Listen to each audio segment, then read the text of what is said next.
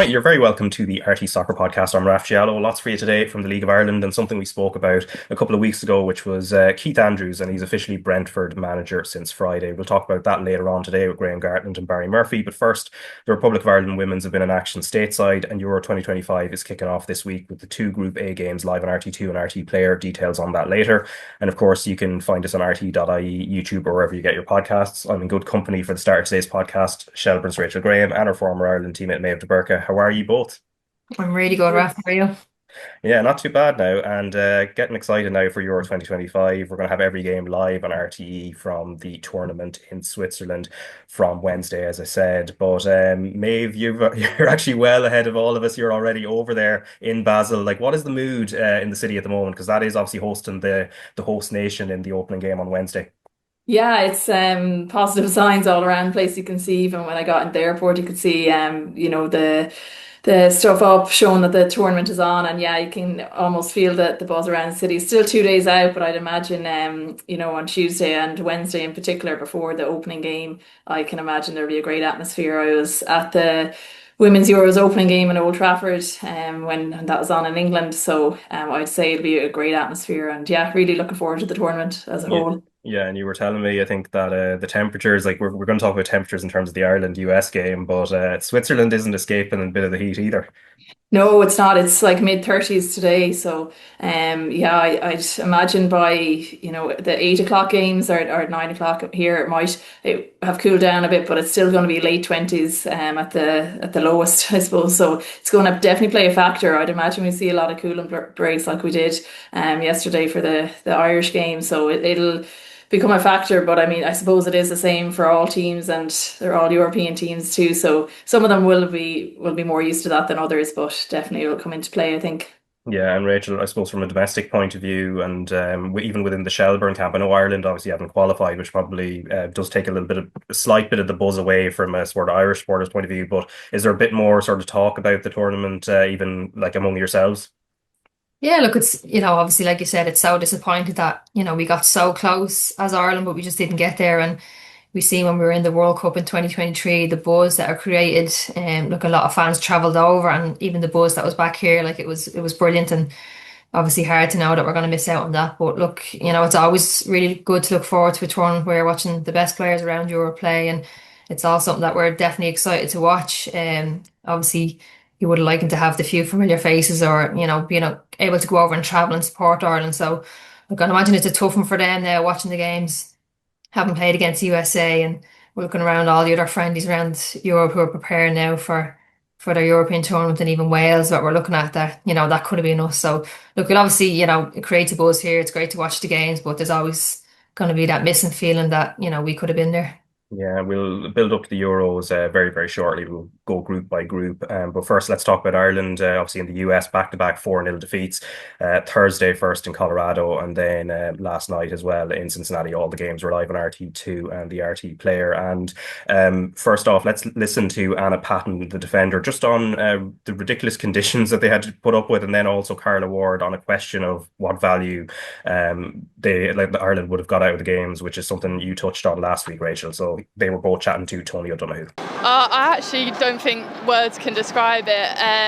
To play with only a 2 game break in between the quality of players they have in that temperature at this time of day, to be honest, it's a bit ridiculous. But I think you can't fault anyone's effort in that. But it was pretty hard, yeah. I'm sure for the folks back home watching on television, it doesn't look that bad, but try and describe from a player's point of view what it's like to get your breath, what it's like when you make a run.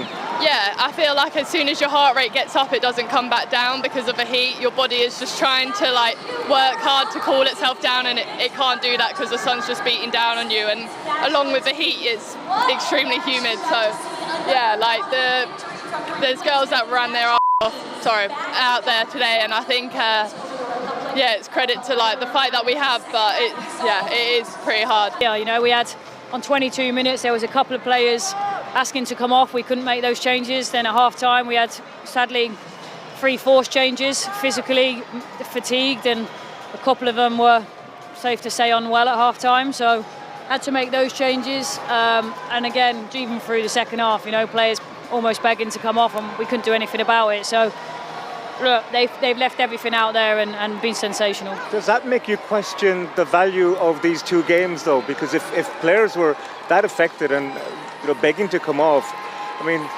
you have to be aware of player welfare, don't you? Yeah, it's a lot. I've talked about it a lot, haven't I, with yourself this week and throughout, I think, my entire managerial career. I think the camp itself has been, we've learned an awful lot. There's been a lot to take away. We can't do anything about the heat, but I think you're here, right? It's dangerous. It's been quite dangerously hot out there today, and with humidity at 94, I don't think I've even felt anything like it. So we have to take the positives and the positives from the overall camp. But yeah, our job now is to try and get these girls safely home. Republic of Ireland manager Carla Ward in Cincinnati there speaking to Tony O'Donoghue, and before that it was defender Anna Patton as well, and good to see the bleep button was actually working well this time anyway. But Maeve, in terms of the conditions, and not just conditions but actually the squad selection as well, everything was kind of stacked against Ireland for this. Yeah, it really was. I mean, we know the key players are missing, the likes of Katie even before the trip, and then obviously Denise and Megan Campbell as well really kind of added to that, in that they were fairly depleted. But I suppose when it comes down to it, I think it was as far as I know, it was kind of this, or either take this trip on or don't take any trip. I don't think there was any possibility of European friendlies. So from that point of view, to have gone the whole way from the end of the Nations League to going into the Belgium game, I think it was a good opportunity in a way, just the fact that it was a friendly and Carla Ward's first friendly. Obviously, with the heat and everything, it led to the conditions been very tough, and number one in the world, you're really limited in what you can do, particularly with the ball.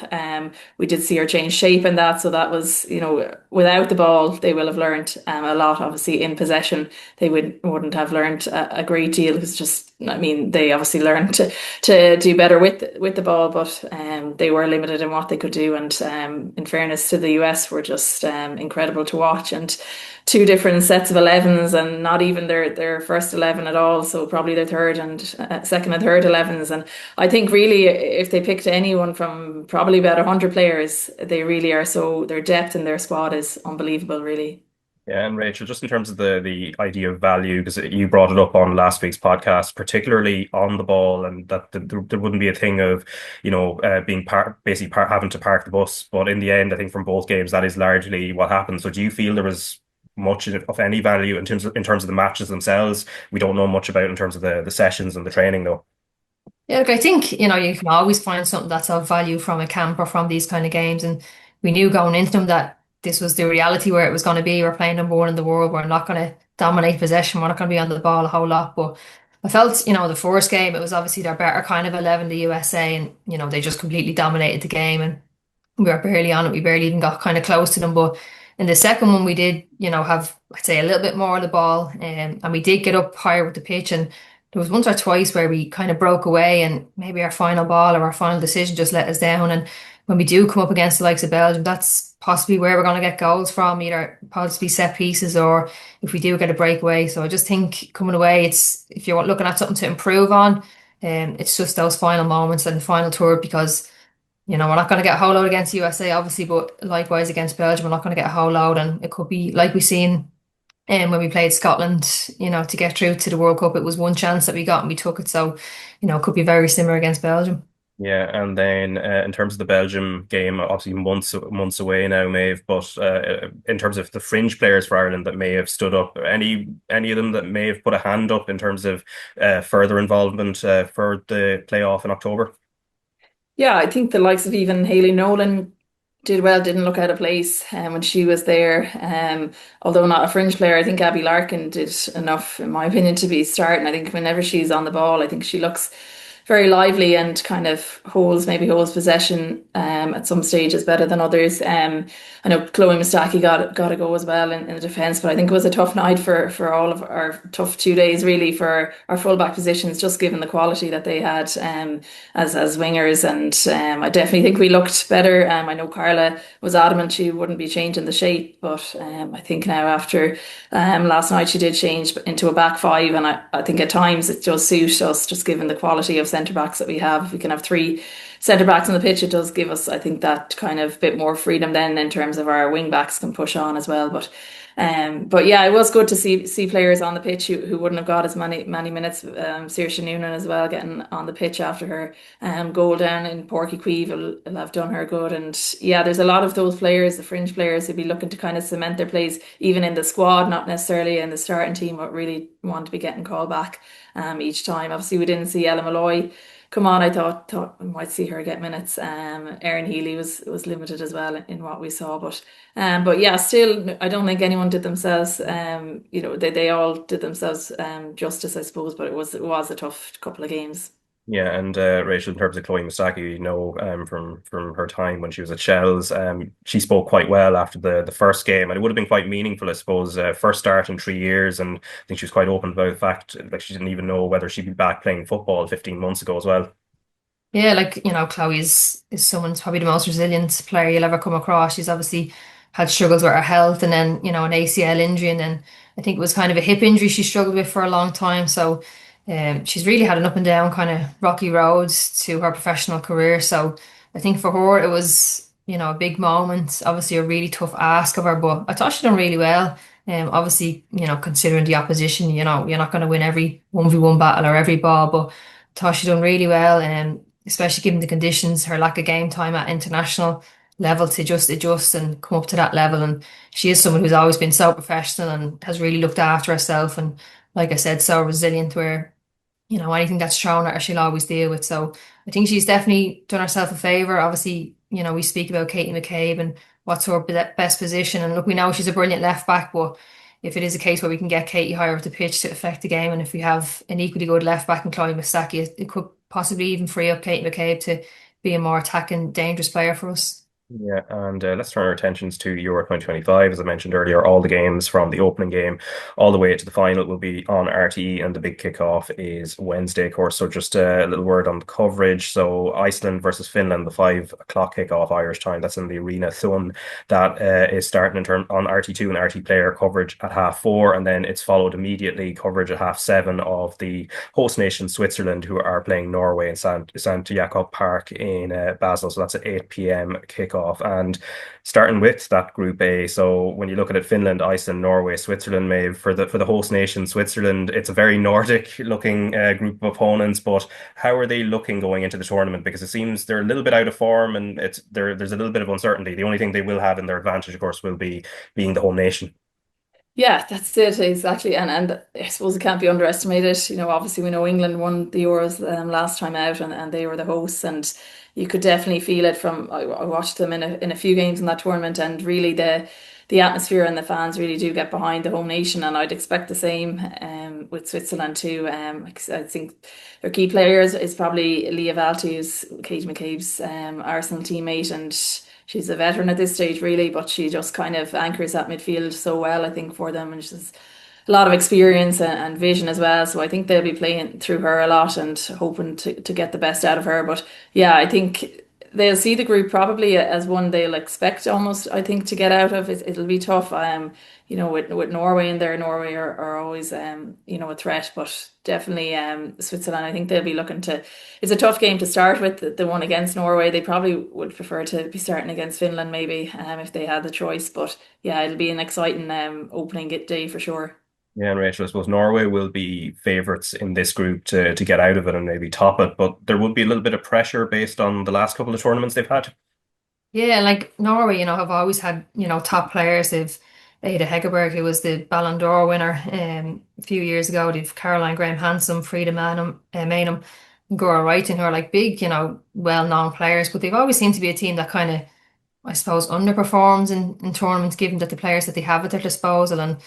And they got out of the group at the World Cup last time, but they lost to Japan, who are obviously a really good team. But they're always someone that you kind of, you go back looking at the squad to be possibly one of the favourites to win it, but never really seem to do it. So, look, I think they've been given not an easy group, but probably a group where they're fancying their chances of coming out. And they actually, that group was very similar to the one that would have been in the Nations League, just gone. So, and all the results were pretty tight. So it could be a neck and neck group, but I would back Norway to top coming out of that group. Yeah, and Maeve, what's your view of Iceland, who would probably have confidence in maybe being put or pushing for one of those top two places, but also then I suppose Finland, who we know quite well from the campaign when we qualified for the World Cup, but then they seem to have a few injuries as well. Yeah, they do. I think England, or Finland, I think will be under strength, and I think that will have a huge impact because on paper anyway, I would see them as probably the weakest team in that group, and from their point of view, I think even to qualify out of the group would be a huge success, and the other teams might be viewing that as a 3 points, or they will be viewing it as 3 points that they need to get. So Iceland are that in between team. Yeah, like I said, they've been successful given their small, I suppose, population, but they do have a couple of good players like Lottie's Viggo Orta. She's their captain, plays with Bayern as well, so she'll be big for them. I think she was nominated for the Ballon d'Or as well. So Iceland definitely have kind of good quality in their ranks, but similar to Rachel, I think I'd expect Norway to top that one, and then probably just with the kind of host tag and that kind of advantage, probably Switzerland to follow them through into the knockouts. Yeah, and then Group B is Belgium, Italy, Portugal, and Spain. And I think immediately for us, Rachel, all eyes go to Belgium. Obviously, Spain being the best, one of the best teams in the world. We'll talk about it a little bit later. But Belgium, for us, given what's happening in October, there's probably a sense that they are possibly a one-person team in the sense of it being Tessa Woolard, but maybe there's a bit more to them than that. Yeah, look, obviously it's of big interest to us to see how they play, how they perform. We're preparing to play them later on in the year in our playoffs. So look, they're in a tough group as well, Spain. I mean, I can't see any team getting any points off Spain with how stacked their squad is. But like you mentioned, Tessa Woolard plays for Inter Milan. She's their top goal scorer with 92 goals in 144 appearances, which is, a crazy return rate of goals. But look, overall, they're a strong team. That's their kind of star player. But they've Janice Chaman as well, plays for Leicester. She's there over 150 caps as well. So plenty of experience there. But look, they're in a tough enough group. You'd expect Spain obviously to top that group with, I'd say, with probably ease. And then I'd say the other three are fancying their chances of third place or second place, sorry. So I think it'd be an interesting group. And then obviously extra interest for us, given that we're playing them now in our playoff game later in the year. And I suppose Maeve, for Spain, the last Euros in 2022, they played quite well, but at that stage they hadn't had a major tournament win under their belt, and I think they got knocked out by England along the way. But 3 years on, the World Cup would have given them a huge amount of confidence, I imagine, and that's probably what has kind of kicked them on a bit. Yeah, I think so. Definitely confidence and now expectation really on the Spanish shoulders. I think they're favourites for the tournament, and I mean rightly so with the quality that they have in their ranks. There's obviously question marks now over Bon Mati. I think she's in hospital for viral meningitis. The last I heard. Yeah, no, she got out. She got out yesterday, so I think she did. There's a possibility she might be ready for the first game. Okay, that's good news because for her the timing, I suppose, not that there's ever a good time for that. Definitely the week of the major tournament is not one, but yeah. So hopefully, I mean, to be honest, they should be able to get through the group stages without her, I would imagine anyway. And yeah, she really kind of is the link in that team. But there's such quality all through their ranks, and yeah, I think they'll really be pushing on. And I mean, anything less than a win, really, I think will be probably a disappointment for them. Just given the players that they have, and yeah, they'll be up against it. I mean, like Belgium, or Rachel already mentioned, Belgium will be tough, very tough opposition, and Italy too. They have the likes of Giorelli up front. She's a striker, with tons of experience, but she has that kind of instinctive finish. She's been a good few major tournaments at this stage, so she'll be looking to lead the line there as well. And they have some good young players coming through as well. So yeah, definitely that's going to be a group that I think Spain, yeah, like I said, Spain shouldn't have any issues, but you just never know, really, do when a major tournament comes around. No, I mean, sometimes favourites they can even fall quite early, as we've seen many a time. But they're the only team, obviously, with two double Ballon d'Or winners, so Putellas and the Bon Mati, who was mentioned earlier, obviously 2 stars in Barcelona. But when you look at them, Rachel, any areas of weakness for Spain? I imagine they're quite limited in terms of those types of weaknesses. But is there anything for any of the rivals that you'd hang your hat on? Look, it's hard to find weaknesses in them.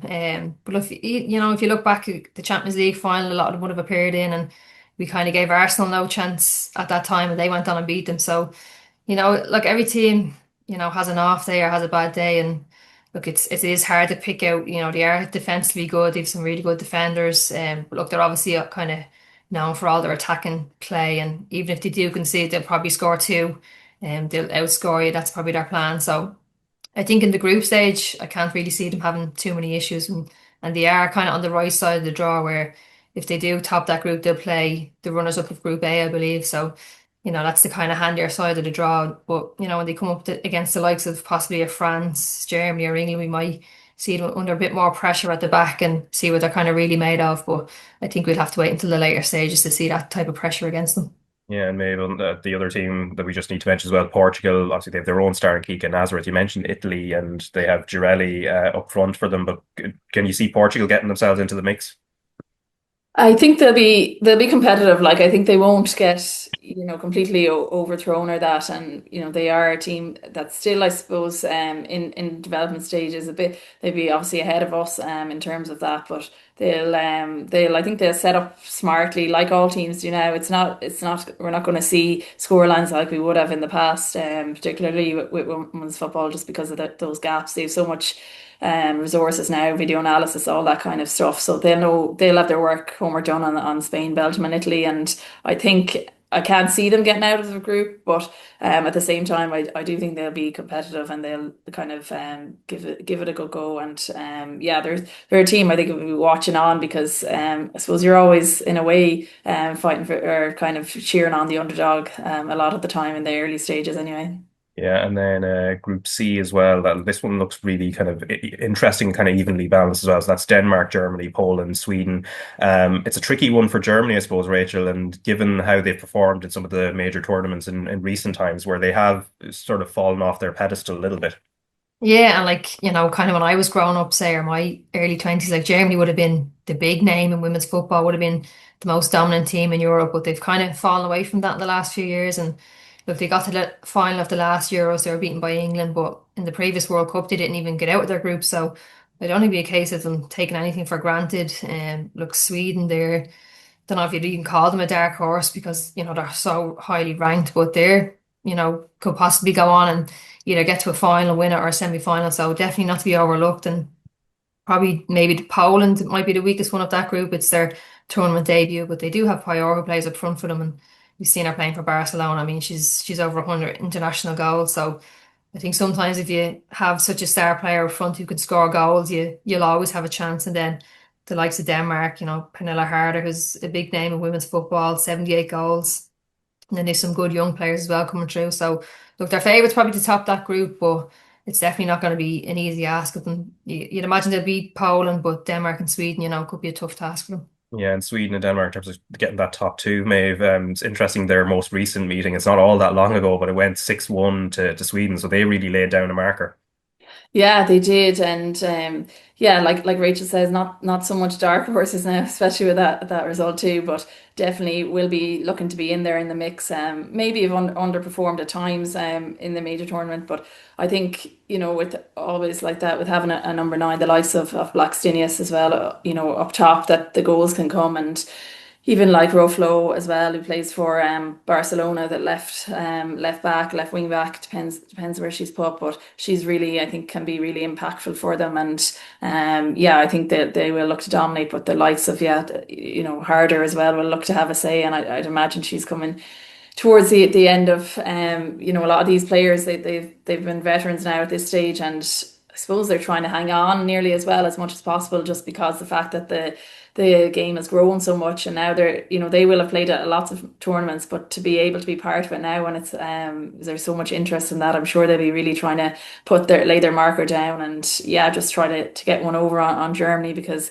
they've so many good attacking players, the Germans, but as well they've the likes of Gwyn as well, who's usually plays fullback and anchor in the midfield too. So they're kind of I think they're that typical German efficiency, and we usually always see them in the mix, even if it is youth level or senior level, men's, women's, they're always there, thereabouts, come the business end of the tournaments. Yeah, and then Group D looks really, really interesting. Arguably, maybe the group of death, although maybe C will have an argument there. So that's England, France, Netherlands, and Wales. And I suppose on Saturday, and it will be on RT2 and the RT player, but that's a huge game to start off with between England and France.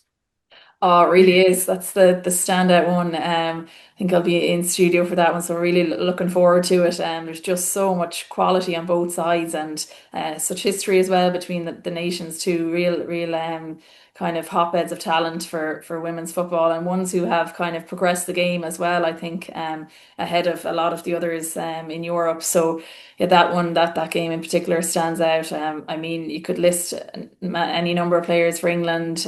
We've the likes of Ella Toone and Georgia Stanway in the midfield. Obviously, before the tournament, they lost veterans Mary Earps in goals and Millie Bright centre back too. But even with those gone, I actually think they mightn't have weakened as much as maybe they would on paper, because they have, even you look at their centre backs, they still have Lee Williamson and Alex Greenwood too, so two very solid centre backs. But Lauren James, I think I'm really excited to see her play. She's just such a dynamic winger. She is coming back from injury, but I think by the sounds of it, she'll be fairly fit for the tournament. It might be a case we see her coming off the bench as an impact player. And yeah, then you've France just stacked with so much talent. Delphine Cascarino, I think she's probably the one that would stand out for me. She's a winger and just so dynamic, pacey as well. And they'll be without Reynard at the back. She wasn't selected, so I think it'll be strange to see a tournament without her, because she was so dominant for so many years, particularly at set pieces. So yeah, definitely. I'd agree with it being a group of death for sure. And obviously, we look on to see how Wales do, thinking that it could have been us. Yeah, for sure. And obviously, yeah, Wendy Renard not in the French team. Also, usually Le Sommer left out, and Kenza Daly, who was another one of the kind of core of that team in terms of France. But from the England point of view, Rachel, there seems to be a lot more noise around Serena Wiegman than there would have been previously going into this tournament. Well, look, you're going in as one of the favourites. You're the current holders of the competition, and the fans will expect the same again. They want to win it. So look, like Maeve was saying, their squad is unbelievable. The players that they have, and even with the likes of losing those two players, it probably hasn't even really affected their 11. If you're being honest about it. So, and they have the likes of Lauren James, who is she almost makes everything kind of look easy, and she even came on. They played against Jamaica yesterday, and made very light work of them. And James comes on and puts a great ball in for Ruesha to finish with a header, and that's what she gives you. It's she's probably a step above in terms of her physicality against some other players, and she is probably struggling the last couple of months with injuries and stuff. So it's a case of keeping her fit. But look, definitely they're going to be one of the favourites. But on the flip side, if you're looking at the group, it's there's also a possibility where they're not going to get out of the group as well, because France is obviously going to be a really tough game, and even the Netherlands, Netherlands have some really good players, and they want to definitely get out of the group. And then they play Wales in their last game, and look, obviously Wales are going to probably struggle in the group, but I think for them, if they could knock out their near neighbours, it would probably be a big game for them. So it won't be a case of last game nothing to play for. It's going to be really tough for England to get out of that group. Yeah, and I think, as Maeve mentioned earlier, I think we will be kind of fixated on Wales a little bit, given that was the playoff, and that could have been us in that group as well. But someone you did speak about a few months back would have been Jess Fishlock as well. So that's a great moment for a player like that. Yeah, look, she's obviously one of their most senior players. She's 162 caps, 47 goals, and look, she's 37 now. So you'd imagine it's her last tournament, or she's going to retire after this. So look, great for her, for all the dedication that she would have given over the years to finally get to a tournament with Wales. And look, obviously it's the toughest group you probably could have got, but at least look, you're probably never going to win the tournament anyway. So it's a brilliant opportunity to go and play against the best and really get the experience of playing a big tournament in front of big crowds. And it's definitely a good way for her to bow out. So look, you would just hope that they don't. They can be competitive in the games and they don't see real high score lines, because, it would be a disappointment given that we're probably at a similar level to them and we're looking at them. And if they're going and can't compete at these, it's not the most promising thing for us then for if we do get to the World Cup. Yeah, and then I suppose the Netherlands as well, former winners of the tournament. There's a sense maybe in terms of as strong as they are, they're not scoring enough goals, and I wonder whether that might be the Achilles heel they might have in this particular group. Yeah, I think so. And Miedema, I think she missed the last Euro, so she'll be kind of trying to fill that role of that top striker and trying to hit the ground running. And I think to be successful, like I said, I think they will need her to score and score often. That's the thing. They're kind of I'd rank them nearly similar to kind of Sweden. They're always there or thereabouts, but maybe just haven't had that success that on paper they might deserve. But I think they'll yeah, it's going to be tough for them. Probably I'd expect them maybe to finish third there, but if they were to get a draw against either England or France and just push on from that, I think they'll be obviously open to beat Wales, but it'll they're in a really tough group. But I think had they got a more favourable draw, we might be seeing them as favourites to get out, or to get at least to the quarter-final stage. So yeah, definitely ones to watch. But for me, I think England and France, they'll be definitely underachieving if they don't get out of that group. Yeah, and in terms of ones to watch, in terms of the individuals, Rachel, who are you looking at and expect to maybe take the tournament by storm, and maybe any young players as well that might be worth keeping an eye on as well? Yeah, look, I think, in terms of the older players are the ones that we're looking forward to watch is probably the majority of Spain squad. It's the Bonmati, Pateas, these really well-known players that we've seen, do amazing things with the football. So they're the ones that you'd obviously, looking forward to watch. But there's some good young players in some squads. There's even in England, there's Aggie Beaver Jones, who's currently at Chelsea 21, has, come in recently enough into the English squad and has done really well. And then they've a young Michelle Ajiman who's come on. She's only 19. She come on, I can't remember who it was against, but a couple of weeks ago and scored with her first, near enough her first touch. I think it was her second or third touch on her debut. And she definitely has shone at the underage level at England and has obviously shone then when she's come on in the senior one. She didn't obviously feature against Jamaica, but she's definitely a young player that I'd be excited to look at it. And I think there's a couple of good, wingers. There's Esme Brooks, who plays for Barcelona. She's on the Netherlands. She's a really young, exciting winger. So it's kind of, a good mix in this tournament. There's some really well-known players that we're now looking forward to, but, there's definitely some good young talent as well in a lot of the squads. Yeah, and maybe similarly for yourself in terms of maybe the older, more established players, but also some of the sort of emerging players as well that you're kind of looking forward to seeing. Yeah, I think Rachel mentioned that. I think the Spanish team, just looking at them in general, I think just any players who are on the pitch for them, they do tend to stand out. But Russo, I think for England as well, I think she was more a game changer or a sub in the last tournament. I'd expect her to be starting. The likes of Grace Clinton as well as another young player for England too, that I think is kind of due a big tournament. Her along with, I already mentioned, Méabh. I think if she gets into her flow, she can really cause havoc. And then I suppose in terms of young players, maybe one that will stand out in that Spanish team was Vicky Lopez. She's only 18, a winger as well, and her along with Paruello, who already lit up her screens at the World Cup, but she's only young as well, and along with Claudia Pina, I suppose 23 is probably still relatively young. And we did mention Lauren James already. I think she'll have a big tournament, and I think how she performs will have a lot to say about how England will do. And then I suppose lastly maybe Caroline Green-Hampson for Norway. I wouldn't say pleasure of playing against her when I played in Norway. I was left back and she was right wing, and she's just an incredible player. And I think she's really kind of come to really had a great success at Barcelona, but maybe not lit up a tournament in as much as we would expect her. So I'm looking forward to seeing her hopefully do well for the Norwegians. Yeah, and to put you on the spot in terms of a winner, this is everyone's favorite part, apart from the people who have to make predictions. But if you were to predict a winner, who would you be sort of leaning towards at the moment? Yeah, I think we've probably talked enough about them, but Spain, it's hard to look past them.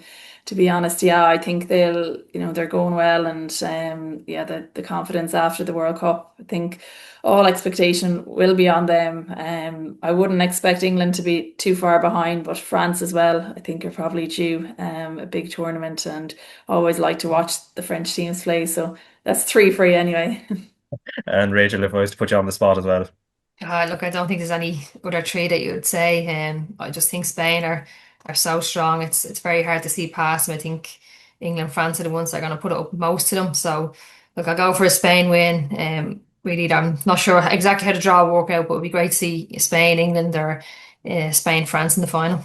Yeah, so felicitaciones a España in advance on winning the tournament. But anyway, the Women's Champions League first qualifying round, the draw was made, and Athlone Town will face Cardiff City on the 30th of July in Athlone Town Stadium, with the final scheduled for the 3rd of August against ZNK Agram of Croatia for a place in the second qualifying round. And Maeve, how much of a chance would you give Athlone at least to getting past Cardiff first, especially with I suppose, the benefit of being at home first? Yeah, I think it's huge to have the game at home, no travel, and obviously it would have just been to Cardiff, but if they were going elsewhere as well, it could be tricky. But I think at Lone are, yeah, I think they've a big chance, especially like I said, to get past the first game, and I think they might nearly have that expectation on themselves almost. They're doing well in the league as well so far, so I think yeah, I'd be backing them to get through that first game at the least. Yeah, and then in terms of other domestic news, so two departures from Shamrock Rovers, Rachel, but it might start first with Ruesha Littlejohn. So that's a mutual agreement had been in place as part of the deal, which allowed Littlejohn to pursue full-time football opportunities outside of Ireland during the July transfer window. So something has obviously come up, nothing's been confirmed, but what have you made of her impact in the league, I suppose, in the short time that she was here since March? Yeah, like she obviously made a big impact when she, decided to come over and it was announced that she was coming over. It got a lot of media attention, and even her couple of goals that she got, kind of went around, done the rounds on social media. And again, that's bringing eyes to the league. So, look, it was great while she was here. It's a pity, obviously, it hasn't lasted the full year, but I wouldn't say it's unexpected. We knew when she first come over, she never, hid the fact that it was kind of to keep her tied over until the possibility of full-time football. So, look, great to have her in the league, but ideally it would have been for the full season where she spoke about ways to improve the league, and obviously now has left. It's She's not going to be able to do any more to impact those possible changes. And I don't know where she's going. I haven't heard. Shamrock Rovers just announced that she was leaving basically, so I kind of heard a rumor it was in America, but that's obviously a really tough place to go, and for someone who's probably, coming to the later stages of their career and who struggles with injuries, it's, a really tough place to go. So I'm not overly sure whether I believe them or not, but you'd expect to probably announce in the next couple of weeks or so where she's going. Yeah, we'll see what happens there. The other one, of course, Rachel, as well, is Katie Keane, the goalkeeper, is capped by the Ireland under-19. So she's going to Leicester City. And what impact do you feel that will have in terms of her ambitions of trying to, work her way into the Irish senior team? Yeah, look, Katie was a young keeper at Shelbourne. She played for her underage setup and would have been air number two for a couple of years. And, she was always a really driven sort of player. She wanted to go pro, and that's obviously now she's achieved this. And, she left Shells and she went to Athlone to become a number one. And that was obviously a big move for her. It's a lot of travel put on her. So you could see even from then, the support of her family and her ambition to want to go pro. That was a step that she had to take. And then obviously went to Rovers this year. And Kate is a really good young high potential goalkeeper for us, and I'd imagine she has her sights set on that number one jersey for Ireland. So look, Courtney Ross is obviously performing really well. So whether that comes in the next couple of years, I wouldn't be so sure. But I think she's in a good environment now where she's training full time. She's getting the best coaching that she can probably get available to her. And like I said, a really good young high potential goalkeeper, I would say. I've seen her make amazing saves, but obviously still has a lot to work on being so young. But look, it's great for us again, another player going abroad, but it's again the flip side, it's another player gone from the League of Ireland. Yeah, and in terms of the League of Ireland, it was a cup weekend, first round of the Women's FAI Cup, and the first game was Friday. It was Newbridge Town who beat Whitehall Rangers 2-1, and then loads of games and the rest of them all on the Saturday. So Treaty United were 8-0 winners over Ferns United. Sligo Rovers lost 3-2 at home to DLR Waves. Congrats to yourself, Rachel, in terms of Shelbourne beating Galway United 2-1, and then Athlone Town, league leaders at the moment, 6-0 winners over Ternier Rangers. Shamrock Rovers beat Waterford 3-1. Wexford lost 2-1 at home to Bowes. And then Peamount United went to Cork City and won 3-2 after extra time. But I suppose from your point of view and the Shelbourne point of view, Rachel, it was hard fought, I suppose, in comparison to the league game, or at least the result in the league game a few weeks previous to that. Yeah, look, we knew going into the game, look, to be honest, we knew when we got the draw straight away that it was going to be such a tough game, and we had played them in the league a couple of weeks before that, and again a really tough game. Again a tight scoreline 2-1, and we knew it was going to be no different. And even this is kind of like you only get one chance at a cup game, so we knew as well Galway going in, who probably disappointed with how they performed or where they are sitting in the league table. So we knew, they're going to really kind of throw everything at this, and getting to a cup final would be big for them. They'd never been there before. So we knew a quick start was definitely something we needed to get. And look, we probably weren't at our best in the first half. I would say they were the better team. They had the better chances. Amanda McQuillan made two brilliant saves in the first half to keep them out. So, we kind of regrouped at half time and knew, we weren't at our best and we could up at another level. And, we scored pretty soon into the second half. Mackenzie Anthony with a great one-touch finish, and then 10 minutes later they capitalised on, kind of bad clearance from us, and, their player was on the end of it to beat us 2-1 So look, it's a case then of, do you want to feel sorry for yourself, or do you want to kind of push on and try and get another winner? So I do think we've done that. We looked probably more likely to score, and obviously we left it very late, and Roma plays a great through ball to Kate Mooney, and poor Mackenzie kind of, I was off the pitch at this stage and you could see the two of them running for it, and I was thinking either the two of them are going to leave it for each other or they're going to tackle each other or something. But Mackenzie's actually very clever. If you watch it back, she kind of blocks the defender a bit and leaves it for Kay, who again another good one-touch finish. So look, a really tough game, and even like the weather was quite warm, so I can imagine what it was like for them players in the USA. I was giving out about the humidity, so I don't think I have anything to complain about compared to what they had to do with. But look, obviously a really tough draw for us in the first round. The next round draws tomorrow, so we're just hoping for probably one of the easier draws in the group. Yeah, and I suppose a final point for this segment, Maeve, and obviously it'll be the Galway United point of view. Obviously, that'll be a big blow to them, sort of going out early in the cup, haven't had big ambitions at the start of the season. Where are they at, and what's sort of, from your point of view, their aims for the rest of the season now? Yeah, it's a tough one because the FAI Cup really is the one that everyone wants to win, and you would be hoping for a more favourable draw than drawing the champions away in the first round. So yeah, it's unfortunate for them. Obviously they're just going to have to put their head down now, focus on the league and the All Ireland Cup too, which they're obviously the only team to have won that, so they'll be looking to try to do that three in a row and just to push on really. You can just see the quality, I think, of the Shelbourne strikers in particular.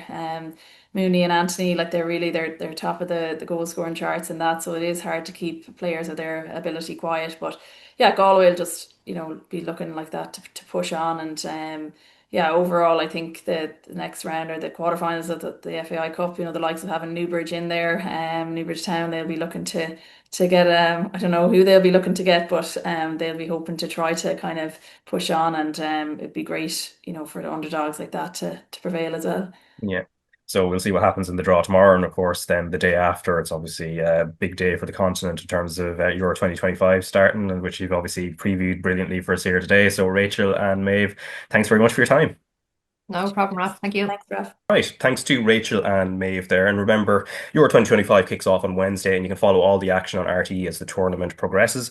Delighted to be joined now by Graham Gartland and Barry Murphy to talk League of Ireland, and also we'll discuss other bits of news, like something we touched on a couple of weeks ago, which is Keith Andrews, who has now been confirmed as Brentford manager. So great job for him there, that he's going to be taken up. And we're going to start with League of Ireland straight away, jumping straight in, and it's Shamrock Rovers first. We're going to talk about who beat Waterford 1-0, bouncing back from last week's defeat to Bohemians. Rory Gaffney with the winner. And Barry, you were on co-commentary for this on LOI TV, and going into the game, and even as the match progressed into the 70th minute or so, there would have been a huge amount of pressure on Rovers given what had transpired previously. Yeah, definitely.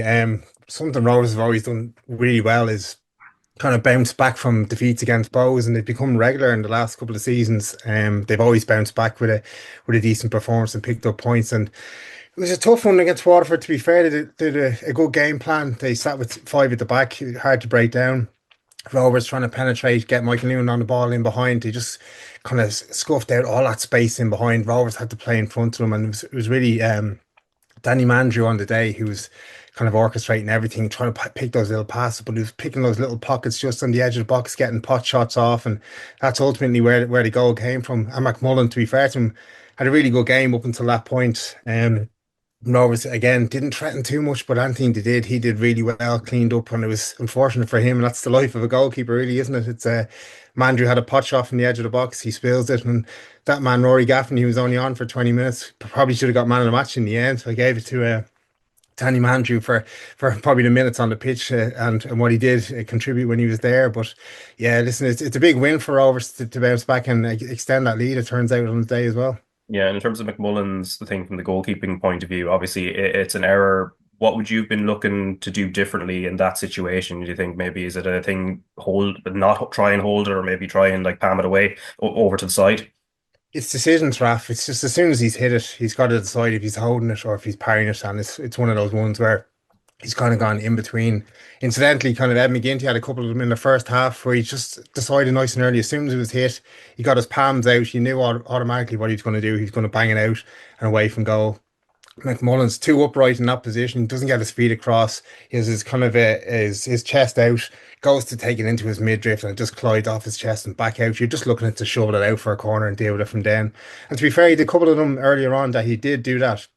He taken them in and killed the game for Waterford. And it looked like it was going to go away from Rovers at that point. They were going to come away with a point, Waterford. But again, you just can't take your eye off the ball. He's a young goalkeeper who's done well this season, but they conceded a lot of goals, Waterford as well. And he's unfortunately against Rovers he's been at the cold front of a couple of goals against Rovers this season.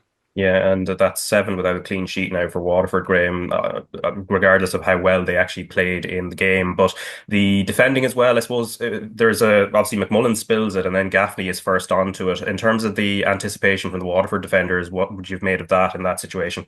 That was the question I was going to ask Barry. I'm not sure if the shot took a little deflection. I looked on the replays that it deviated, and once it deviates, then if it's not clean like that, you should follow in anyway. But because it's a deflection, I don't know if Barry was there a deflection on it. He could answer it, but I just like that. As soon as you see him struggling or any shot goes in, you sort of need to react to it as a defender, and your keeper will thank you for it. He'll thank you for blocking it, but if it gets through and he makes a save and you come around, and that's the life of being a defender and a goalkeeper, that partnership of, look, you can have, even if you do spill one, we're going to cover for you, because plenty of times goalkeepers have covered for defenders when they make mistakes and have to pull off a save. So it works both ways, but yeah, but that's where just Gaffney's ahead of most people in terms of he's so much cleverer. His thought processes so knows that looks like a bit of an awkward shot to deal with. I'll just follow in. Look, keeper should have pushed around the post, and if he does and Gaffney follows in, nobody even notices. But the fact that it spills back out, and like Barry said, Gaffney has the wherewithal to be there and put it in. But yeah, that's where that connection between goalkeepers, and it's why I get frustrated sometimes when I see goalkeepers shouting at the defenders. I'm like, look, you just have to work together a little bit, like, and that partnership is massive, and they're going to get you out of trouble sometimes, but you're going to get them out of trouble, and you just give each other a little nod and go, right, that's your job, and the team is to keep the goals out. Yeah, and you mentioned McGinty earlier, Barry. We've had more than half a season of seeing him in a Shamrock Rovers jersey now, compared to, say, Leon Poles last year, where his position was a little bit shaky. What has McGinty done differently across this season so far, where it seems like the Rovers defenders in front of him are a little bit more settled? Yeah, Ed's problem at the start of the season was he's a front-footed goalkeeper. He likes to be on the edge of the box and anticipate and coming over the top. And when you're coming into a new team, especially when they plays three at the back, likes to keep a high enough line, you've got to get those distances right. And when you're coming into a new team, it's really hard to get that and get that partnership, as Graham said, with your centre halves, to know where you need to be in the pitch. And that's where the mistakes are coming from Ed. He got sent off on the edge of the box, took him down, a couple of dodgy goals they conceded in that kind of manner, but he's really settled down now. He looks calm, he's a presence, he's good at set pieces. Again, for Shamrock Rovers, you're going to get maybe 2 or 3 big saves you need to make in the game, and you've got to make them. And he's doing that. He did it the other night as well. Made 2 good saves in the first half. And you know Rovers are always going to get a chance and score at the other end. So if you can keep the clean sheets the way he's doing, they've got a great chance. So just in terms of him, compared to Leon was he just seemed on the edge with everything, and it just kind of it made his defenders a bit antsy around him. You knew things were going to come back off him, but again he grew a little bit going into the European games, and you probably feel for him after that then. But the writing's kind of on the wall, I think, from around July, that kind of period of games where he kind of suffered a little bit. I think there was always going to be a change made, and as you said, you can say there's always 2 goalkeepers. It's a battle between the 2, but there never is. There's a hierarchy with those 2. I felt Leon at times would kick the ball out, play a little bit unnecessarily a lot last year, and it was causing a high turnover. And when Rovers possession-based football, you have to keep the ball in play and you have to give them a chance. And McGinty will clip the areas where he knows that's what they've worked on. And distribution-wise, I don't think they're giving up as much possession because of that. Yeah. So and he's hitting areas where sometimes Leon was trying to be too accurate with that, and he'd end up going out play because he's thinking I'll drop it into a right wing position, and ultimately it went out play. And then what happens is Rovers go from their possession stats a little bit down because the goalkeeper's distribution is probably costing them. Yeah, when you look at Waterford the other night, they pushed Porrick Hammond right up on top. They had 4. They pressed onto Rovers, and full-backs pushed onto Honohan and Grant on either side. So he did have to be accurate with it. But it's something he's developed into his game because he wasn't doing it at Sligo, didn't do it at Oxford. So he's obviously done that with Jose in the last couple of months he's gone into Rovers. But yeah, it's definitely something he's added to his game. And Shamrock Rovers now 11 points clear at the top of the table, ahead of Bohemians and Derry City, but the latter 2 clubs have 2 games in hand on them. And Bows drew 1-1 with Sligo Rovers. We'll talk about the Sligo goal very shortly because I think that merits more than a question on its own. But James Clark then equalised in stoppage time as well to salvage a point for Bows. And Graham, to almost psychoanalyse Bows will be quite difficult given the results either side of the Shamrock Rovers game.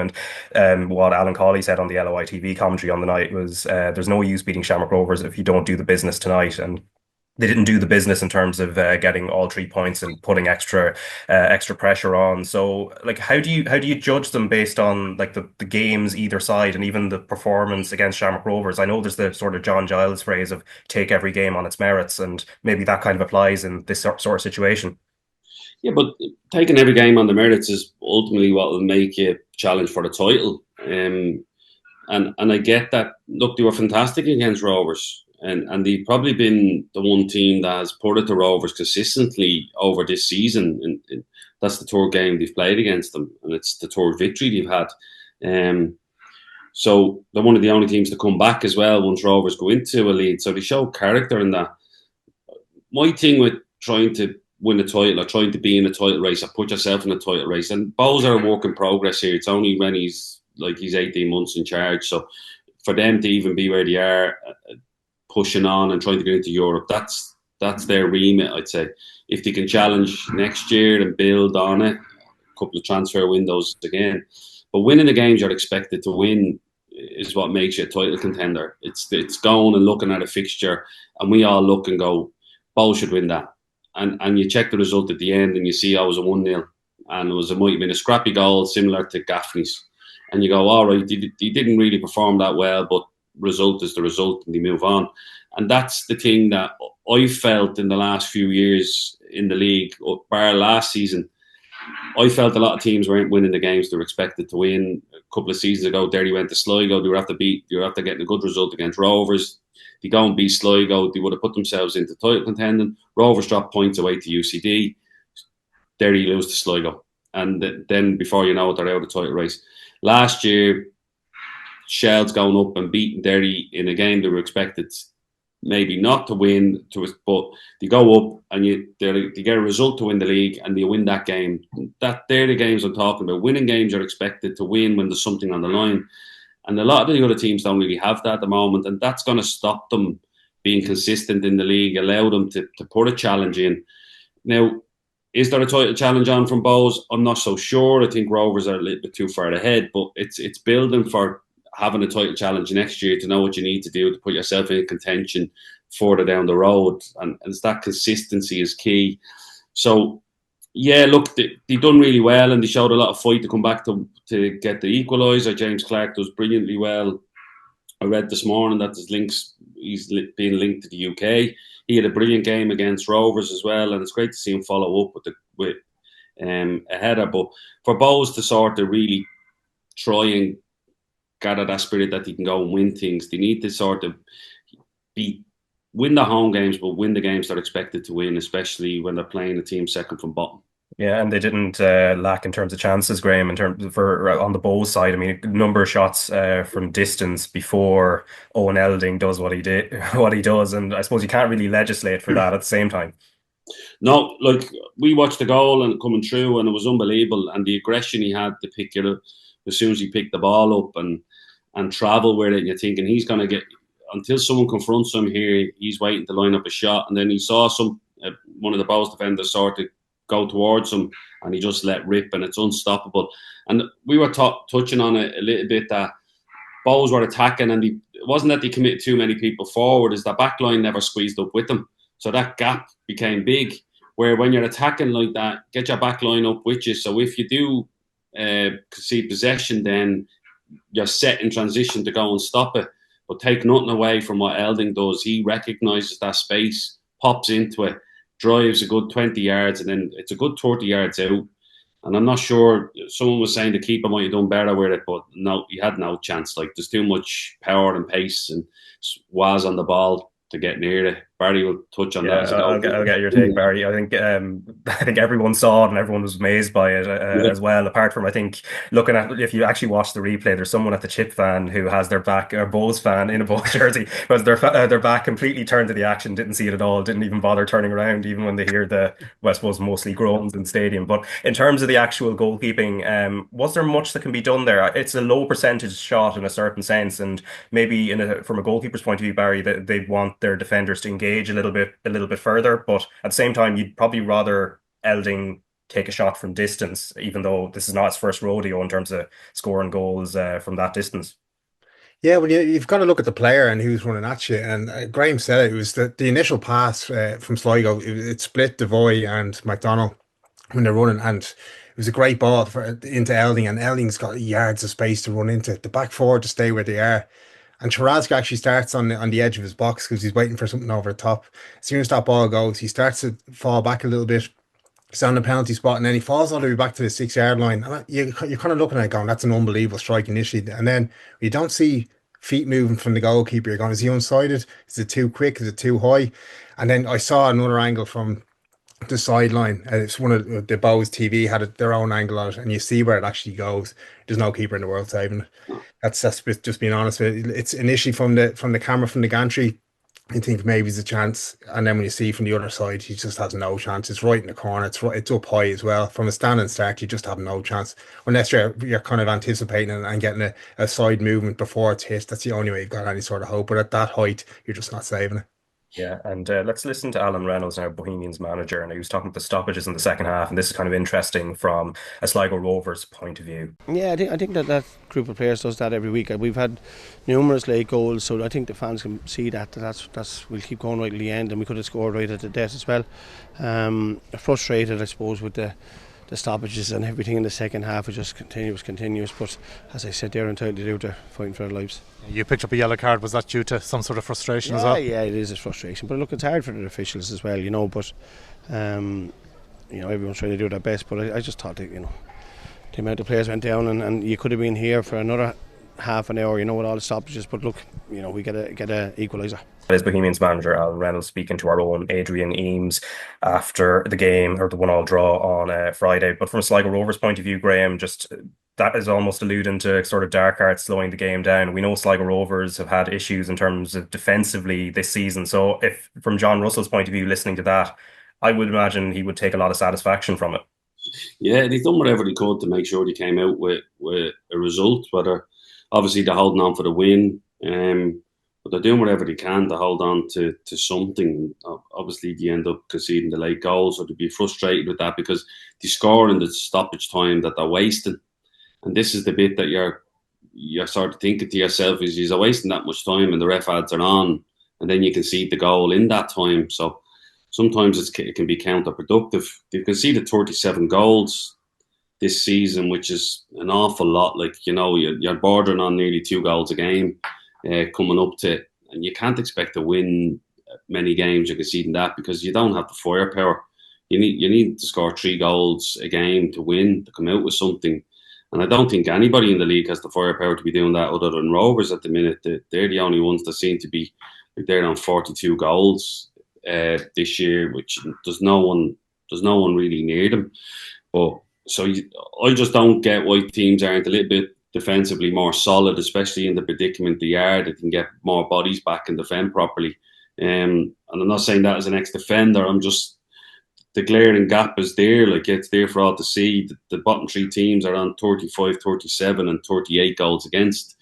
Cork were a little bit better at that at the other night, but there's a method to it in terms of slowing the game down and stop teams getting into the rhythm, but then that's added on later on, and that's the goal you concede. But you'd be happy with the fact that at least they're trying to stifle teams, and and stop their flow, but they still need to defend better overall for the rest of the season if they are going to give themselves a chance of staying up. Yeah, and Barry, I suppose just on the transfer front, there's James McManus, who is joining Sligo from Bohs on loan until the end of the season. That was just confirmed earlier today. And then on the other side for Bohs, the firepower point, they're playing a false nine with James Clark at the moment. But now there's a lot of suggestions that Douglas James Taylor, who is ending his loan at Drogheda, has just expired and he will be leaving Walsall. That's what it appears to be. And now it appears he might be going into Bohs. So it's kind of an interesting point in terms of this month and this transfer window for both clubs.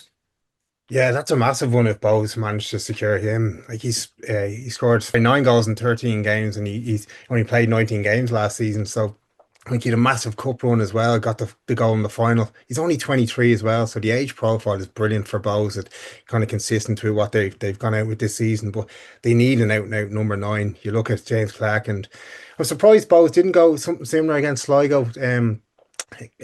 Collie Whelan came back in and played up front against Sligo, and it just worked against Rovers. They had kind of dynamicism against Rovers. They were intricate in they were passing, they were sharp, they created a lot of chances. I'm surprised they just, because they did that against Rovers last time up in Tala, played a false 9, went 2-0 down in that and changed it around and got themselves back into the game. But against Sligo, they just look like they created chances. Dawson Devine should have scored at the end, but it just wasn't with the same kind of finesse that they did against Rovers. Didn't create the same amount of chances as they did there. And I think you do give that Douglas James Taylor that sort of chance in front of goal. He's going to take it. So if they can't secure him, and it looks like they might, that'll be a huge one for them. And then Cork City and Pats drew 0-0. So Cork would probably have been most delighted by seeing what happened at the end of the Bohs game there in terms of the equaliser, because it just about keeps them in with a shot of trying to avoid relegation. But Graham, not a classic of a game by any means, again between two teams who are struggling. But I wonder which one would have been even happier with the point, given they're I suppose they both have predicaments, but they're kind of different predicaments in terms of where they are on the table. Cork would be happier with the point because it's the first clean sheet they kept all season, so they've something to build on there. They've gone to a back 5. They played the back 5 against Drogheda. They conceded, and then they sort of switched their formation to try and chase the game. They got back into it with Daniels. They've brought in Kelleher, who will the centre back from Colchester, who will hopefully give them a little bit more security back there. They've lost their goalkeeper. Troost has gone back to Holland. So there's a lot of changes going on, but they'd be happy with the fact that defensively they're a little bit more solid. They didn't give up as many clear-cut chances down the middle of their goal. They were better in the transitions of the game. And they had a great chance just before half-time with Kit Nelson, and he'd be disappointed he hasn't hit the target, just doesn't sort his feet out well enough, and then leans back on the strike. And it's probably not on his stronger side, but if that's the case, you try and just side for it down the side. To be honest with you, I'd be a little bit worried about Pats at the moment. I just think they just really lack confidence. They're a confidence team. Stephen's all about building the players up to have a go at teams and be confident, but they just look a little bit. They lack a lot of aggression and power in their attacking play. Don't look like they can really, but also they don't have enough guile to then break teams down and be intricate. So if you're not going to overpower them and consistent attacks and feel like there's a goal coming, you need sort of a little bit of guile. And Brandon Kavanagh normally has that, but he's been struggling. He's only 2 assists this season, where last year I think he was up around 14, 15. But then they also don't have the power. I don't think sometimes they play to their strengths as well. I was saying that in turnovers against Rovers just went straight into Gaffney because Cork left it open, and Gaffney ran him up for the first half and ends up getting a goal in the second half. And if any player in the league thrives on that early ball into them, it's probably Mason Melia. Not once did he win the ball back and have eyes down the pitch and say, look, Cork are a little bit wide open. We haven't got time to do our build-up play. We're going to go straight into Mason Melia and let him just go at the centre-backs up there. He didn't do it once.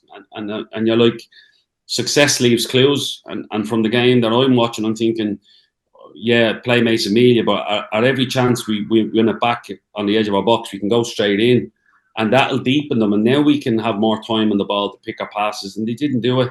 And I'd be really worried that they're playing Bohs on Friday, and they're lacking a lot of cohesion in terms of their attacking play, and defensively, the spaces either side of Lennon is really killing them, and he's asked to do a lot, and he gets across and screens, but the other player beside him needs to tuck in and get there, and then you have to ask more of your wingers, because at the moment they're not producing in an attacking sense, so they need to tuck in and make that solid bank of four, and then you have your obviously attacking midfielder can drop in and do their sitting midfielder, but I just think they're too easy to get at through the middle, and they're just not scoring enough goals at the moment. And as Stephen said in his press conference, they're really lacking confidence, but that wasn't a good performance down in Cork from them.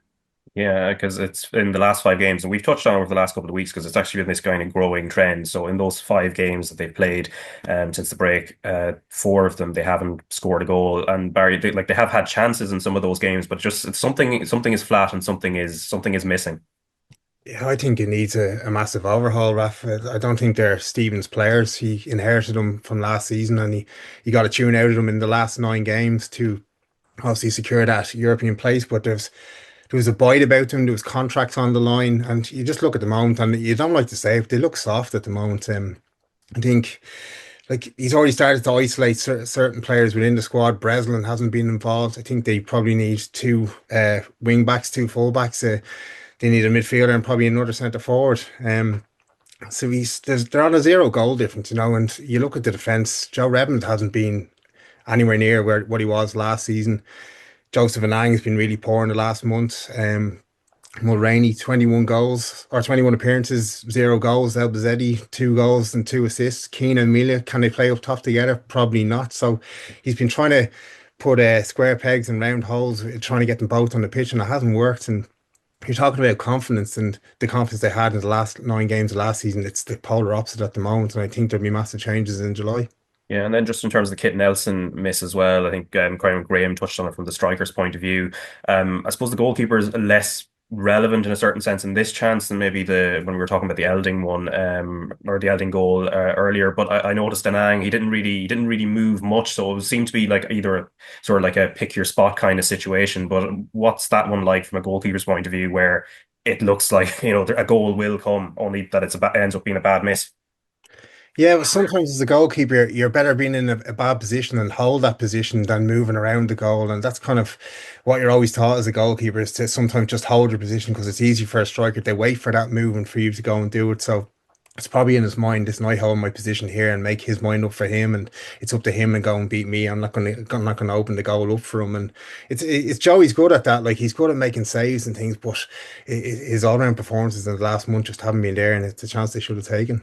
Yeah, and then Derry City 3-0 winners over Drogheda United. And what is most relevant here, and something you've kind of touched on with some of the other games, Graham, is the clean sheets. That's 3 clean sheets in a row. The first 2 were away from home, 1-0s, but this one they were able to sort of let go and attack. We'll talk about the attacking part a little later on, but defensively they seem to have found a balance in the last few games. Yeah, Holt come in. Sam Todd obviously scored as well, so he's adding to it. But I get sort of stick because you go on about defensively, but the impact having a good defence on and goalkeeper has on your team is massive, because it gives the strikers confidence to miss chances, because they know we'll get another one, and that other chance, or that second chance, or the third chance, that could be the winner, and they go off as the heroes, and us in the back four and who've kept a clean sheet and helped you win the game have facilitated that and allowed that, and have told them keep at it. And that's the bit that's a good dynamic to have, is that, look, we're here to make sure we keep clean sheets so that our strikers have a chance to go and win the game for us. And it's massive, and that's what Shell's based all that stuff on last year. It's what Derry probably lacked a little bit towards the end of last season. They just couldn't keep clean sheets. They struggled for recovery pace. Whenever they got done in behind, they were dead. This year, they've been a little bit better at that. The distances have been better. Holt has got good recovery pace, in fairness to him. And they've been excellent. And then when you have the firepower that they have with Duffy, with Boyce, White, they go and score goals, but they get confidence off the fact that they know, right, we're going to keep clean sheets. And it's massive for them. And they've had 3 wins in the last 3 games. They've done really, really well. Their goal difference is on the way up. They're the closest to Rovers, but they're still a good bit off them. But that's what gives them the base, and that's that's what you fall back on when the strikers aren't fired and when they're having an off day, because strikers can be confidence players a little bit, but centre backs and defenders and goalkeepers, we don't get that grace of being confidence players. We just have to go out and do a job, and that's it. Nobody feels sorry for us, but that's what gets you through games, and that's what gets you through tough times. That look, you aren't firing on all cylinders, but we're still all right. We're going to keep it tight, and if a chance comes up, and it might be from a set piece that a defender steps up and gets you out of trouble as well, but they are doing well. I saw them play up there, and I thought they were excellent in the game. I think they played against Pats and deservedly beat them.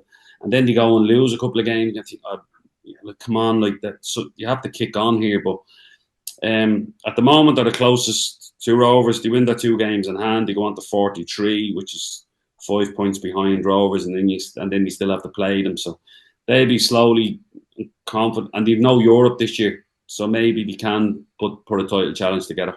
Yeah, and then even looking at them, I suppose tactically, Barry, Sadhu Diallo's come back into the team after injury, and him and Carl Winchester seem to have a really good partnership in there. And noticeably in that 3-game run where they've had the clean sheets as well, they've been quite flexible. So they went to a back 4 on Friday night. In the 2 previous games away from home, they switched to a back 3. So, and they still found some level of balance there. And then on top of it, then you have Michael Duffy, who has 7 goals and 5 assists for the season, and that's joint 4th in both the scorers charts and the assist charts. So there's a bit of I know they've been quite up and down this season, so maybe they might lose next week, and we have a different sort of narrative about them, but they do have a good balance there. Yeah, they do. They've got good strength and depth now as well, coming off the bench. And as you said, when Michael Duffy's ticking, he's probably one of the best in the league, and he's doing that now at the moment. He's really leading that team, and you just look at throughout the team, as Graham said, to build it on the defence, and Brian Maher in goal as well. His confidence has come back because he was low at the end of last season. He was maybe looking to get a move abroad, and it kind of didn't happen for him. And again, July was a massive month for them last season, where they got knocked out of Europe to Magpies. Can July now be the turning point in their season? They've got 2 huge wins against Shells and Pats, and a win against Shroud. As Graham said, they're the second top scorers and the second lowest goals conceded. So that's where they're building from. And look at July, they've got Waterford, Sligo, Treaty and Bows, and that's coming up before they face Rovers on the 1st of August. And Rovers have 2 European games in the week before that. So that's a massive chance. If they can, win those 2 games in hand, claw that back and have Rovers on the 1st of August, that's one they'll be targeting to really haul them in. Yeah, and I suppose from the Drogheda point of view, your former club, Graham, they've had a few body blows now over the last few weeks. Obviously, the CAS ruling, the UEFA ruling prior to that as well, then the late equaliser from Cork City, and then now this rare heavy defeat, and then you throw on top of it now Douglas James Taylor kind of going out the door as well. A tough period, although I suppose Kevin Doherty is probably the right man in there to, I suppose, to keep the ship sort of pointing in the right direction. That's football, and it has no sentiment. Like, it just kick you when it's down. Even the result against Rovers, where they go up early and the decision goes against them, where they feel a little bit aggrieved by it. No one sees a handball, and then they go and score the free kick. So everything at the moment seems to be going against them. But look, Drogheda are resilient, and they've been resilient for the last few years of everything they've gone through. Trevelyan came in when they needed them and have helped them, and obviously that helped towards getting the cup win and bringing in the players like Draper, who was here before, and Douglas James Taylor. So they're going to have to go back in and rely on the scouting department in the UK to see if they can get a striker in that can fill that void. They also lost Pero as well last season, who he got a lot of stick from the Drogheda fans, and I felt it was a little bit harsh because he was up there on his own, and then when Douglas James Taylor came in, the 2 of them were up there, it lightened the load a little bit for him, because I went to a few of the games where he was playing up front by himself, and he got battered, and there was not enough support around him, not enough legs running beyond him. But with Douglas James Taylor up there, he lightened the load a little bit and took a lot of that work away. Douglas James Taylor didn't start the season that well because he picked up an injury, but he started to come back to life. He scored a penalty against Bows, and I think he scored a goal against Sligo as well. And he was really starting to kick on, and you could see the confidence came back. It's a massive blow to lose him, because he was the catalyst to them sort of getting away from the relegation trouble last year, and also putting them towards he scored, I think, in the semi-final against Wexford that we done, and Adam Foley got 2 as well, but it was his header that got them back to 2-all. So he will be a massive loss for them. But again, what choice do they have? They just have to keep going. They're in a really good position. They've got themselves, I think, they're safe. They're not going to get dragged into any relegation fight, which was the talk before the start of the season. But can they just hold on and claim Europe off the back of what happened this year in the European campaign where they got put out? It'd be a great achievement for them to just hold on and gain Europe through their league position.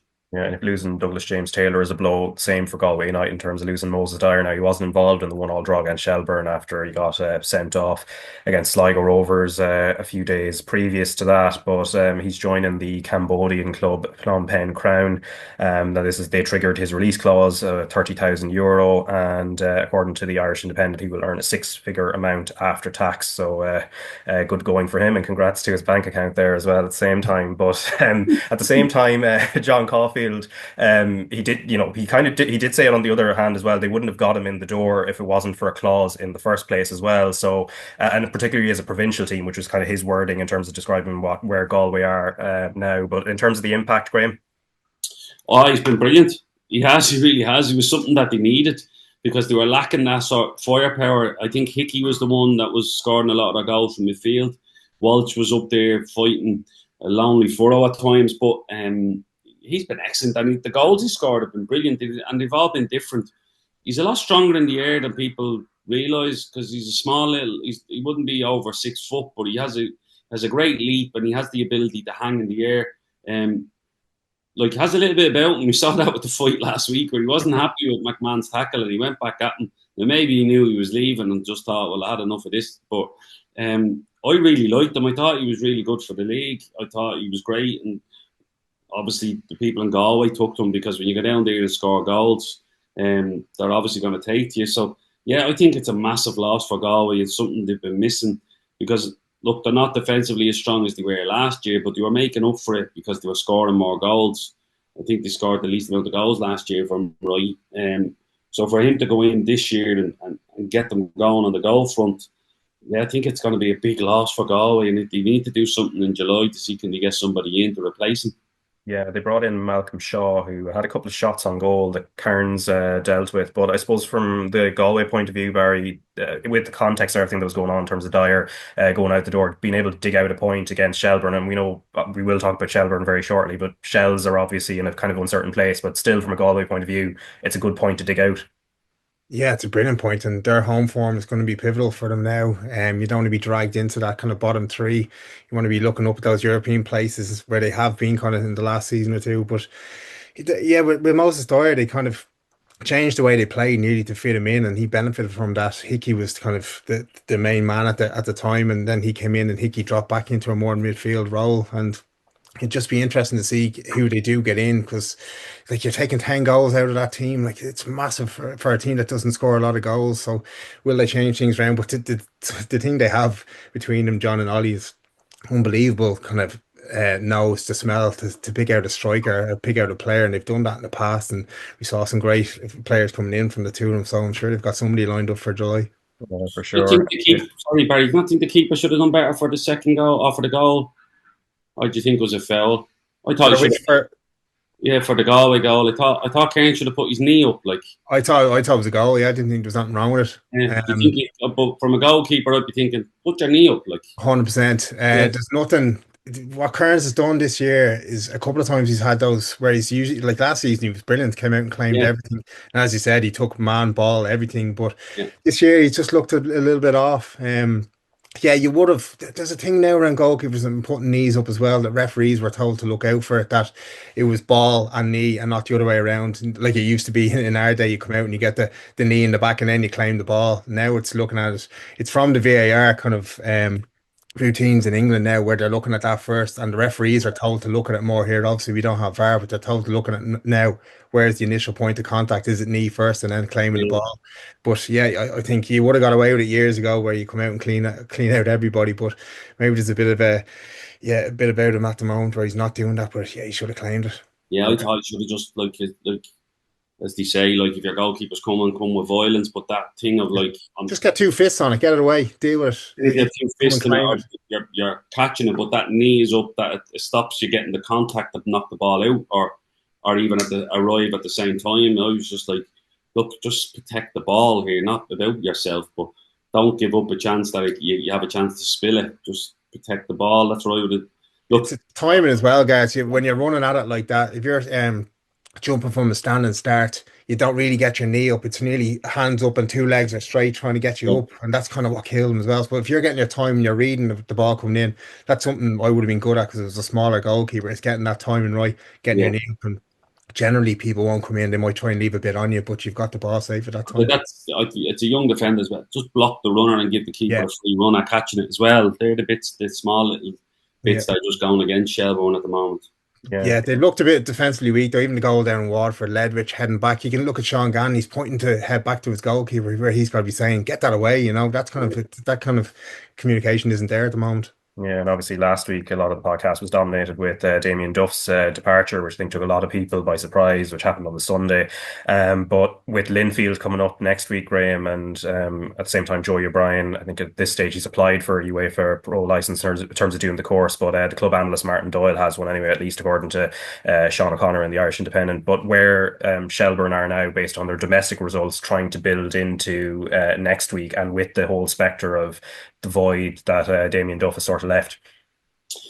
Look, Europe and the Champions League stuff is the extra reward for winning the league. Winning the league is the be all and end all for every team, but this is the extra reward for winning it and going through what you went through last year. You get to have a chance at this through the Champions route. Regarding the job, if Joey O'Brien wasn't working at Shells and applied for the job, you'd be thinking he'd be up there with getting it, considering the career he's had.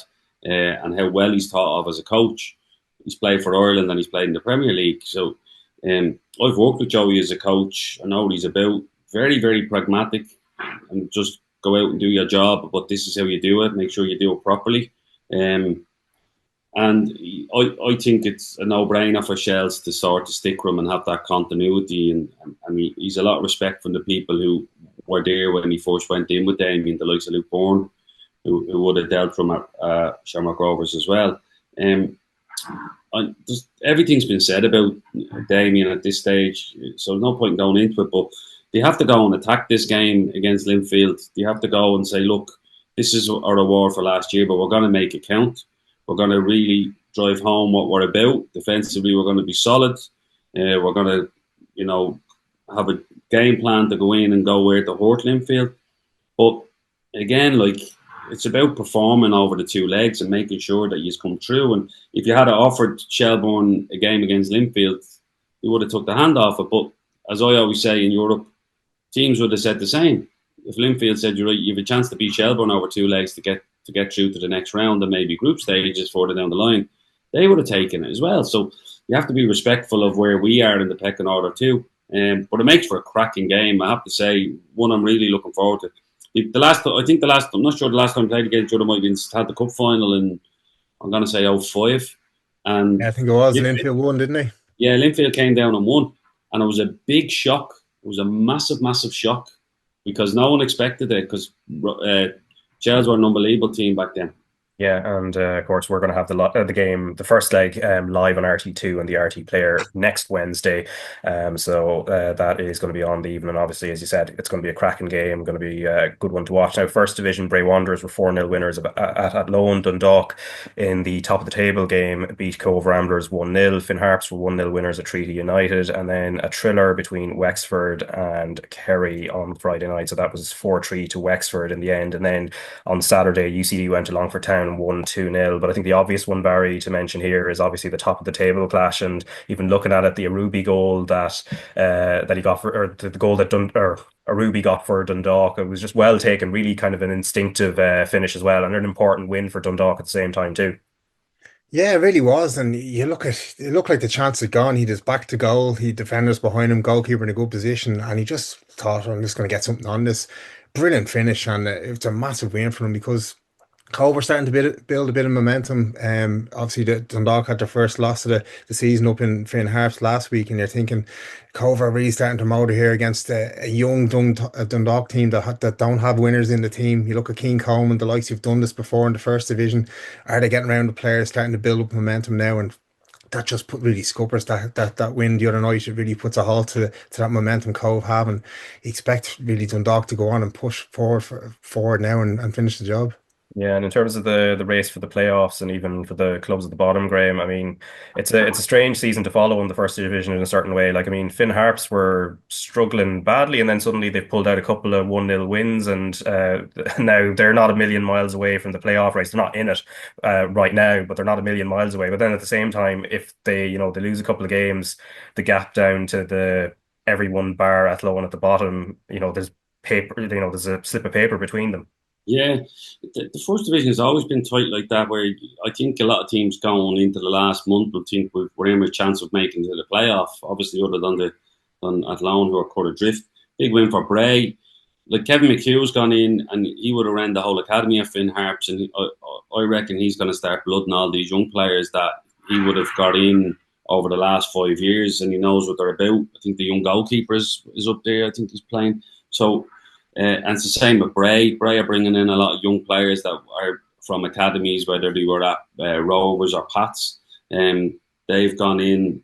I think they've taken young Matt Britton on loan from Rovers as well as having ex-players from the Rovers academy like Keane Curtis up front, who scored at the weekend as well. So they're shopping in the academies to try and boost their squads. But what happens when you sign a lot of young players is they tend to be inconsistent, and that's what you see in the league, is that other than Dundalk and Cove, nobody's really putting a run together consistently. But it just makes for a really good development league, I think, which is great, because these young lads go out and get game time and play at senior level a lot earlier than they probably would have if they were trying to break into Premier Division teams. Right, and then just a bit of news elsewhere, just outside of the League of Ireland. Obviously, we talked about it a couple of weeks ago with Keith Tracy, who would have played with Keith Andrews at Blackburn, and then also for the Republic of Ireland. But yes, Keith Andrews is now the manager of Premier League side Brentford, and a former Stella Maris man like yourself as well, Graham. But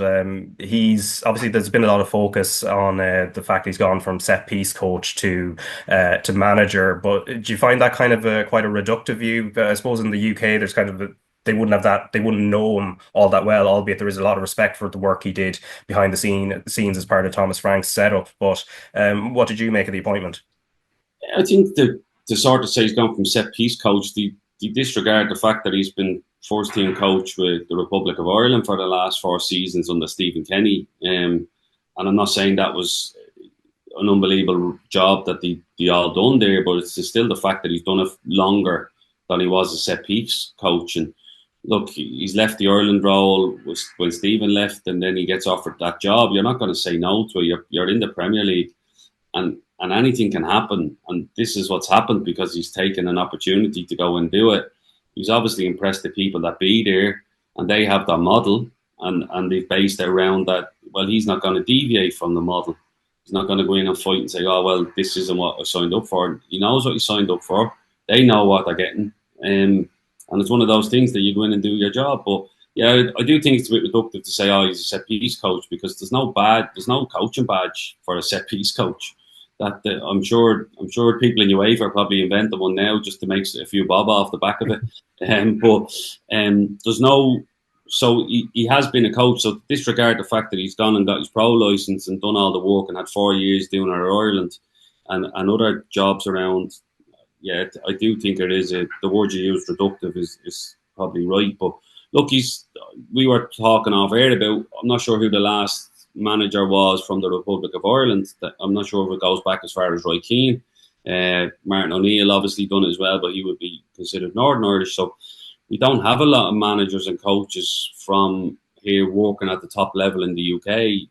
There's not a lot. They tend to be working with youth teams or lower levels. So it's great that somebody from Ireland has gone, and it's a massive job. Like to be a manager in the Premier League is massive. Like, it's such a global league now. So look, all credit to him and wish him all the best. You just want to see Irish coaches be successful. Yeah, I think everybody's kind of wishing him all the best, except perhaps the one name you mentioned there, Martin O'Neill, who Yeah. had a little dig back at him during the week. But that's kind of by the by. But the focus has been, I suppose, on the transfer window as well, Barry, at Brentford, and what Keith Andrews will be taking over with, Brian Mbeumo. I think the reporting last week was that Manchester United had a second bid in, and that has been rejected at this point. But and their captain Norgard looks to be on the way to Arsenal as well. But that makes it look like there's going to be a bit of a challenge there for whoever comes in. Of course, it is Andrews. But is there another view of it where actually he's got a chance now to actually put a stamp on things without players who are sort of established there and have their roots well set into the team? Yeah, definitely. But you also have to look at it. There's four positions to fill in around the coaching staff as well. The head analysis guy is gone with Frank, and who he obviously leaned heavily on. You can see him used in all the videos that Brentford had put out, how heavily they leaned on the statistics team around him. And just listening to Giles' interview about Keith, it was interesting. He was talking about the values he brings and what he was looking for, and seeing him work directly under Frank, and how hands-on he was and how good he was at the statistics and everything. So they were a club for like Brentford, who are all about analysis and statistics. They were looking to mitigate those kind of weaknesses in appointing a new manager. And I think obviously the risk is still there. Like, can he go from the technology side to the technical area, and can he make in-game split decisions, and what's his man management like? It's different going from a coach where you're in and around and you're pally with players to suddenly going, listen, you're not playing today. It's a big step up, but he would have had great experience for that, Keith, with what he's done over the last couple of years. And you look at Thomas Frank, where he was before that. He was the Brøndby manager and the Danish under 19s and under 17s coach. So not a prolific history of management behind him either. So they've, as we said with Shells, with a great appointment, he'd be coming in to take over from Damien Buff. It's the same as at Brentford, that consistency. You've got a team that were doing well. You're just looking to add a little bit to it, and it's a collaborative club where the head coach is just another part of that structure. So it'll be all about getting the right people in around him, getting those four positions filled, getting players in that he wants. You're obviously going to probably lose those two players who were pivotal for you last season. You've got a new goalkeeper coming in, but you've worked with him, Nathan Collins at centre half. You've got players in there that you can trust, and kind of build that leadership group around, and then try and get the players on side that way, and hopefully add a bit of quality in as well in the window.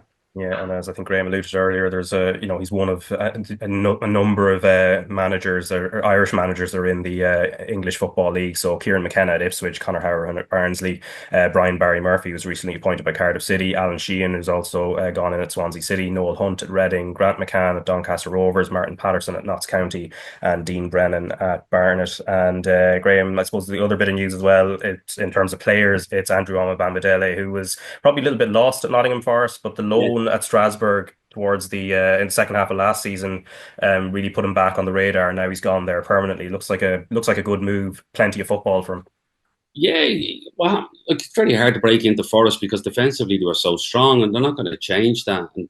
And then you have to go and find your own way in the game. And he's gone out, and he's got himself in the team, and then they want to keep him. Like, so it's his position to lose, the same way it was somebody else's at Forest. And it's great that these players are going around Europe and that's open to them. Probably wasn't open to Irish players years and years ago. And that's where the market and the global side of football has become greater, in that teams are looking and going after players from the UK or from Ireland or playing in the UK and thinking, right, we have a chance to go and get them. And they're going to travel, and they're going to put in the work, and they're going to, how would you say, get used to the environment and learn the language and all them things that come with playing abroad, and trust them to do that. So, like, he's moved around a little bit, but he shows he's willing to go and play. And sometimes I look at players and they're happy to sit and not play. And Andrew Omabamidele wants to go and play, and it's great for him, and I wish him all the best. Yeah, and I suppose the final one in terms of Seamus Coleman as well, Barry, and signing a 1-year deal at Everton to extend it. I think it's into a 17th season now, so it's very much part of the furniture there. And actually, it's actually a lot more than that. He's the leader, kind of the symbolic leader within the team, and he'll be staying on, I'm sure, in a coaching capacity afterwards. But in terms of him or Hallgrimsson, he had sort of been kind of keen to keep Coleman around the squad, and that says a lot about him as a player. Yeah, I remember playing in the 21s, and he was just this quiet, timid lad from Sligo, or from Donegal, but playing with Sligo at the time. And you just think to where he is now, and listening to Keith Andrews talking about Brentford and building a culture and a real culture, not one that's just put posters on the wall. You look at Dominic Calvert-Lewin talking about him. The leader of that culture is Seamus Coleman at Everton, and all the managers he's dealt with, Ancelotti, Frank Lampard, all talking about what a brilliant fella he is, and to have in the dressing room. And when you're moving to a new stadium, and trying to move the club on and progress the club to start challenging for things again, you need those people around the dressing room as well, not just the history he has as a player, but you need those voices in and around for young players coming through and to set the standard and the new culture at Everton. Yeah, and that is it for this week's podcast. We'll be back again next Monday, as will Richie Towell, and we'll continue to talk Euro 2025. And we'll also be right on the eve of important European first legs for Shelbourne. Of course, that game, the first one against Linfield, live on RT2 and the RT Player, and also St. Pat's in action in Europe as well on the Thursday. So thanks to you lads, and slán go fóill. Cheers, lads.